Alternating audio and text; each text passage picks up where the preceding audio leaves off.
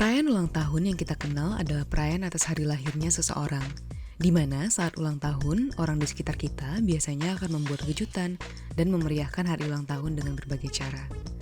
Namun saat ini perayaan ulang tahun tidak hanya untuk manusia, tetapi bisa juga untuk merayakan hari lahirnya sebuah negara seperti negara Indonesia di 17 Agustus, atau lahirnya sebuah perusahaan, dan masih banyak lagi. Tapi, tahukah kamu dari mana sebenarnya asal perayaan ulang tahun ini? Mulanya, perayaan ini diadakan untuk selebrasi atas kelahiran Raja Firaun di Mesir. Pada zaman itu, warga Mesir merayakan karena ada ramalan yang mengatakan bahwa Raja Faro akan menjadi seorang tuhan. Kemudian berlanjut ke zaman Yunani, di mana perayaan ini diadakan untuk Dewi Artemis. Dan penduduk Yunani saat itu merayakan dengan memberikan kue berbentuk bulan dan menaruh lilin di atas kuenya sebagai representasi dari pancaran cahaya bulan, karena Dewi Artemis adalah Dewi Bulan. Hingga saat ini, perayaan ulang tahun dapat dilakukan oleh seluruh kalangan sebagai bentuk peringatan dari kelahiran seseorang serta perayaan identik dengan kue dan lilin. Seperti saat ini, kamu akan berulang tahun dan kamu sangat excited menunggu hari H itu tiba. Kamu sudah membayangkan dekorasi perayaan ulang tahun kamu, mengundang banyak teman, memesan makanan, dan tidak lupa menunggu kejutan yang mungkin akan diberikan oleh pasangan kamu dan teman terdekat kamu di tengah malam. Sangat menyenangkan, bukan? Yap, untuk sebagian orang, ulang tahun merupakan selebrasi atas bertambah dewasanya seseorang. Namun, seiring berjalannya waktu, ulang tahun bisa menjadi hal yang tidak menyenangkan lagi.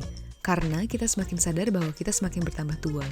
Di mana pertambahan umur itu sendiri dapat terlihat dari perubahan fisik atau tubuh yang mulai terlihat dari keriput di wajah, rambut yang perlahan berubah menjadi warna putih atau beruban, dan tubuh yang semakin rentan terhadap penyakit. Namun, apa sebenarnya arti penuaan itu dan bagaimana proses penuaan itu terjadi pada tubuh kita? Rambut beruban, kulit mengeriput hingga mungkin kamu mulai capek saat menaiki anak tangga karena tubuh melemah. Itulah definisi penuaan yang kamu rasakan. Secara garis besar, sel di dalam tubuh kita akan selalu melakukan pembelaan diri secara terus-menerus hingga menumpuk di dalam tubuh kita. Bahkan terdapat sel yang mungkin sudah puluhan tahun di dalam tubuh, namun lama-kelamaan sel yang membelah diri akan rusak, sehingga sel tubuh itu tidak mampu membelah diri secepat dahulu dan akhirnya berhenti membelah diri yang kemudian menyebabkan tubuh kita mulai mengalami penuaan. Penuaan terjadi karena proses intrinsik dalam tubuh dan interaksi dengan lingkungan, seperti terkena paparan sinar matahari, paparan polusi, air, dan makanan yang kita konsumsi mempengaruhi pada perubahan struktur dan fungsi sel serta molekul di dalam tubuh di mana perubahan yang terjadi menyebabkan kemunduran. Saat ini, sains dapat mengidentifikasi perubahan secara fisiologis yang terjadi saat kita menua. Salah satu faktornya dikarenakan adanya perubahan gen dan perubahan kemampuan sel dalam tubuh untuk melakukan pembaruan atau regenerasi sel.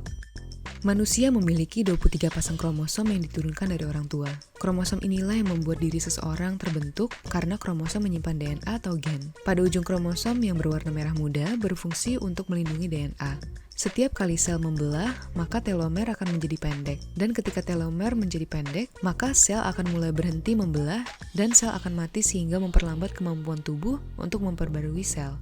Dari situlah tubuh akan mulai menunjukkan tanda-tanda fisik penuaan dan DNA menjadi rusak. Faktanya, kemampuan sel tubuh manusia dalam membelah diri pun akan mengalami penurunan seiring bertambahnya usia. Namun, jika kamu bertanya-tanya kenapa ada orang yang berusia sudah puluhan tahun namun masih terlihat muda, sedangkan ada orang yang masih berusia awal 20 tahun namun sudah mengalami petanda penuaan. Hal itu terjadi karena gen yang diturunkan oleh orang tua. Kalau begitu, apakah kita bisa menunda tanda-tanda penuaan dini? Dan bagaimana agar kita bisa aging gracefully?